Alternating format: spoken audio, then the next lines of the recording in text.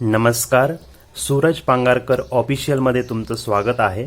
मित्रांनो, आज आपण एक टॉपिक बघणार आहोत, तो म्हणजे point and path function in thermal engineering और थर्मोडायनामिक्स. ओके, तर सुरुवातीला आपण बघूया ते म्हणजे पॉइंट फंक्शन. ओके, तर बघा मित्रांनो, ह्या ज्या दोन कॉन्सेप्ट आहे पॉइंट अँड पाथ फंक्शन, यामध्ये बऱ्याचदा कन्फ्युजन होत असतं. तर आपण सोप्या पद्धतीने पॉइंट अँड पाथ फंक्शन समजून घेऊया.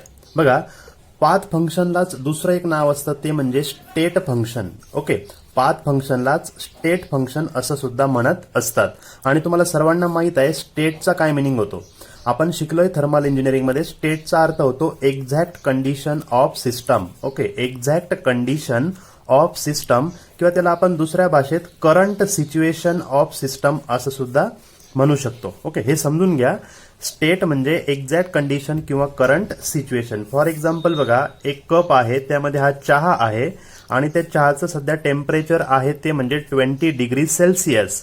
तर मग 20 डिग्री सेल्सिअसला आपण काय म्हणत असतो, हे जे टेम्परेचर आहे 20 डिग्री सेल्सिअस, याला आपण म्हणत असतो स्टेट. ओके, आता एक लक्षात घ्या, तुम्हाला एक समजतंय, एखादी सिस्टम आहे, सपोज एक सिस्टम आहे, ही एक सिस्टम आहे, अगोदर ही पॉइंट 1 ला होती आणि नंतर ही सिस्टम मध्ये काही चेंजेस झाले आणि ही सिस्टम पॉइंट 2 मध्ये कन्वर्ट झाली, किंवा त्या सिस्टम मध्ये काही चेंजेस झाले फ्रॉम पॉइंट 1 टू 2. बघा, पॉइंट 1 टू 2 म्हणजे काय, सुरुवातीला ही असेल त्या सिस्टमची इनिशियल कंडिशन, ओके 1, आणि ही असेल त्या सिस्टमची फायनल कंडिशन.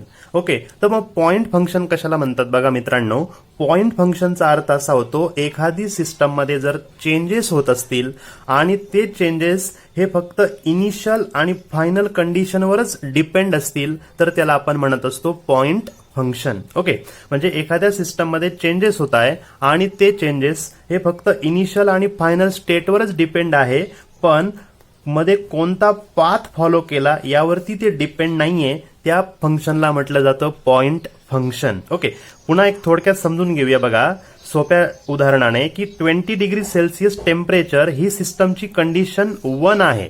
ओके, आणि तुम्हाला सांगितलंय की हा जो चहा आहे, टी आहे, याचं टेम्परेचर 70 डिग्री करा. ओके, 70 डिग्री टेम्परेचर करा, म्हणजे त्यामध्ये हीट ऍड करा आणि टेम्परेचर 70 डिग्री करा.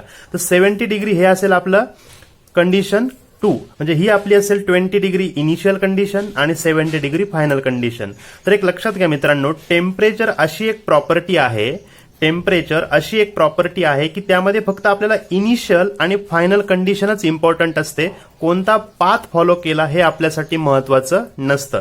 जसं की तुम्ही कोणत्याही मेथडने चहाचं टेम्परेचर 70 डिग्री करा, त्याला काहीच महत्व नाहीये. महत्व फक्त या गोष्टीला आहे की 70 डिग्री हे फायनल टेम्परेचर आणि 20 डिग्री हे इनिशियल टेम्परेचर. ओके, त्या पद्धतीच्या फंक्शनला म्हटलं जातं पॉइंट फंक्शन. ओके, ज्यामध्ये काय असतं की initial and final state important असतात आणि पाथ कोणता फॉलो केलाय तो इम्पॉर्टंट नसतो. हे अजून दुसऱ्या सोप्या भाषेत आपण असं समजून घेऊ शकतो. बघा, एक 10 मजली बिल्डिंग आहे असं कन्सिडर करा. ओके, हा फर्स्ट सेकंड असं 10th फ्लोअर आहे, 10 मजली बिल्डिंग आहे आणि तुम्ही इथे उभे आहात. ओके, तुम्ही इथे उभे आहात आणि तुम्हाला 10व्या फ्लोअरवर जायचं आहे, 10th फ्लोअरवर तुम्हाला जायचं आहे. बघा, तुम्ही काय करू शकता, बरोबर आहे, तुम्ही लिफ्टचा वापर करू शकता आणि लिफ्टचा वापर करून तुम्ही सरळ 10व्या मजल्यावर जाणार आहात. हा झाला तुमचा पाथ. ओके, एक पाथ झाला. किंवा तुम्ही दुसऱ्या एखादी मेथडचा वापर करू शकता, ती म्हणजे ओके, दुसरी मेथड काय असेल, तुम्ही पायऱ्यांचा वापर करू शकता. पायऱ्यांचा वापर करत करत तुम्ही 10व्या मजल्यावर जाताय. एक लक्षात घ्या मित्रांनो, पॉइंट फंक्शन म्हणजे काय, तुम्ही इनिशियली पहिल्या मजल्यावर होतात आणि नंतर जायचे 10व्या मजल्यावर, हेच इम्पॉर्टंट आहे. तुम्ही लिफ्टने गेलात काय किंवा पायऱ्यांनी गेलात काय किंवा डायरेक्टली उडत गेलात काय, याला काही महत्व नाही. तुम्ही इनिशियली पहिल्या मजल्यावर होतात आणि नंतर 10व्या मजल्यावर गेलात, याला महत्व आहे. या प्रकारचं जे फंक्शन असतं त्याला म्हटलं जातं पॉइंट फंक्शन, ज्यामध्ये initial and final state important आहे, कोणता पाथ फॉलो केला ते इम्पॉर्टंट नाही.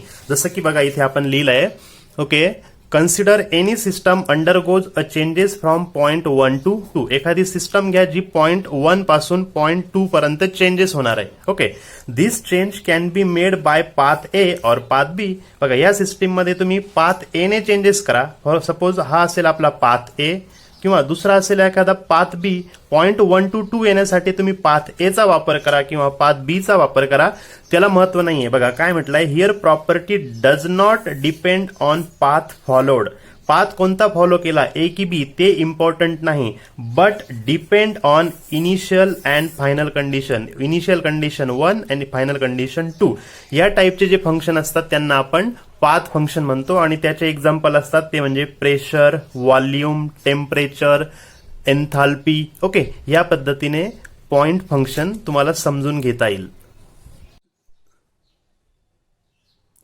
आता बघा मित्रांनो, आपण समजून घेऊया पाथ फंक्शन. ओके, आता आपण बघितलं की पॉइंट फंक्शन. पॉइंट फंक्शन मध्ये इम्पॉर्टंट काय आहे तुम्हाला लक्षात आलंय. पॉइंट फंक्शन मध्ये initial and final condition important असते, पाथ बिलकुल इम्पॉर्टंट नसतो. ओके, पण आता आपण काय शिकतोय, आता आपण शिकतोय पाथ फंक्शन. आता तुम्हाला त्याच्या नावातच समजतंय पाथ फंक्शन म्हणजे काय असेल.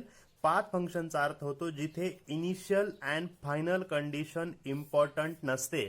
मग काय इम्पॉर्टंट असतं, तर पाथ कोणता फॉलो केला गेलाय ते इम्पॉर्टंट असतं. ओके, पाथ फॉलोड कोणता आहे ते इम्पॉर्टंट असतं. त्या फंक्शनला म्हटलं जातं पाथ फंक्शन. बघा, एखादी सिस्टम आहे, सपोज सिस्टम आहे, एक सिस्टम ती पॉइंट 1 ला आहे. आपण या सिस्टम मध्ये चेंजेस केले आणि ती सिस्टम पॉइंट 2 ला गेली. त्या सिस्टम मध्ये काहीतरी चेंज झाला, पॉइंट 1 टू सिस्टम पॉइंट 2 पर्यंत गेलेली आहे. तर ह्या कंडिशन मध्ये पाथ फंक्शनचा अर्थ असा होतो की हा जो पाथ आहे, पाथ फॉलोड, ओके, हा जो पाथ फॉलो केला गेलाय हा पाथ इम्पॉर्टंट असतो. इनिशियल कंडिशन आणि फायनल कंडिशन इम्पॉर्टंट नसतात. म्हणजेच पॉइंट फंक्शनच्या थोडंसं अपोजिट आहे हे, असं म्हटलं तरी चालेल. ओके, आता पाथ फंक्शन म्हणजे इनिशियल आणि फायनल कंडिशन इम्पॉर्टंट नसतात, तर पाथ फॉलोड इम्पॉर्टंट असतो. हे आपण पुन्हा त्याच एक्झाम्पलवरनं समजून घेऊया. बघा, तेच मागाचं एक्झाम्पल आपलं की ही 10 मजली बिल्डिंग आहे असं कन्सिडर करा. ओके, हा फर्स्ट फ्लोअर, हा 10th फ्लोअर आहे. तुम्ही इथे उभे आहात. ओके, आणि तुम्हाला 10th फ्लोअरवर जायचं आहे. आता एक लक्षात घ्या मित्रांनो, आता पाथ फंक्शनचा अर्थ असा होतो की इनिशियल कंडिशन म्हणजे तुम्ही फर्स्ट फ्लोअरला आहात आणि फायनल कंडिशन 10th फ्लोअरला जाणार. ह्या दोन गोष्टी इम्पॉर्टंट नाहीये. तर इम्पॉर्टंट काय आहे की तुम्ही वरती जाण्यासाठी किंवा पॉइंट 1 टू 2 पर्यंत जाण्यासाठी कोणता पाथ फॉलो केला. आता तुम्हाला जर मी प्रश्न विचारला बघा की तुम्ही आहात एक, ओके, तुम्ही लिफ्टने 10th फ्लोअरला गेलात. ओके, लिफ्टने 10th फ्लोअरला गेलात आणि तुमचा जो मित्र आहे तो पायऱ्यांचा वापर करून 10th फ्लोअरवर गेला. तर मला सांगा कोणी जास्त काम केलंय, कोणाची जास्त मेहनत आहे. तुम्ही नक्कीच सांगाल की तुमच्या मित्राने जास्त मेहनत केली आहे, कारण तो पायऱ्यांचा वापर करत 10व्या मजल्यावर गेलाय आणि तुम्ही सरळ सरळ लिफ्टने गेलात. ओके, अजून एक कन्सिडर करा की तुमचा अजून एक दुसरा मित्र आहे. ओके, तो डायरेक्ट इथे होता आणि डायरेक्ट उडत इथपर्यंत पोहोचला. आता मला सांगा सर्वात जास्त मेहनत कोणी केली आहे. करेक्ट आहे, जो पायऱ्यांनी गेला त्याने सर्वात जास्त मेहनत केली. त्यानंतर जो लिफ्टने गेला त्याने त्याच्यापेक्षा कमी मेहनत केली आणि जो डायरेक्ट उडत गेला असेल त्याच्याकडे बिलकुलच मेहनत कमी लागलेली आहे. म्हणजेच काय, ज्यावेळेस आपण कोणी किती काम केलं किंवा कोणी किती मेहनत केली हे जर आपल्याला कॅल्क्युलेट करायचं असेल, त्यावेळेस तुम्ही सुरुवातीला कुठे होता आणि फायनल कुठे होता याला इम्पॉर्टन्स नाहीये. जर तुम्हाला कुणाचं काम किंवा मेहनत काढायची असेल तर तुम्हाला त्याने कोणता पाथ फॉलो केलाय. बघा, हा एक पाथ आहे, हा एक पाथ आहे, हा एक पाथ आहे, रस्ता. त्याने कोणत्या रस्त्याने तो गेलाय, कोणता पाथ फॉलो केला गेलाय हे महत्वाचं असतं. त्या फंक्शनला म्हटलं जातं पाथ फंक्शन, जिथे इनिशियल फायनल कंडिशनला इम्पॉर्टन्स नाहीये. इम्पॉर्टन्स कशाला असतं ते म्हणजे path followed by the system. Okay, बघा, पाथ फंक्शनचा आपण पुन्हा समजून घेऊया. Consider any system undergoes changes from point 1 to 2. बघा, पॉइंट 1 पासून एखादी सिस्टम पॉइंट 2 पर्यंत चेंज झालेली आहे. Here property depend on path followed by the system. Okay, suppose 1 to 2 जाण्यासाठी त्याने सपोज हा एक पाथ असेल पाथ ए, हा दुसरा पाथ असेल पाथ बी, हा तिसरा पाथ असेल पाथ सी. ओके, मग ते काय म्हणतोय बघा, path followed by the system property depend on path followed by the system and not depend on initial and final state called path function. आणि म्हणजे इथे ए बी किंवा सी ह्या पाथ फॉलोड इम्पॉर्टंट आहे, इनिशियल आणि final condition important नाही.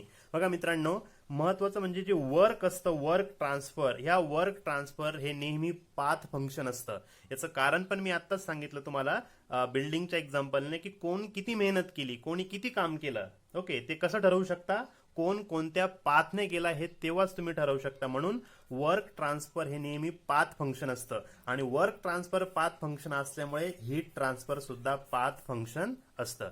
अशा पद्धतीने आपण path function and point function समजून घेतलेलं आहे. ओके, थँक्यू, धन्यवाद.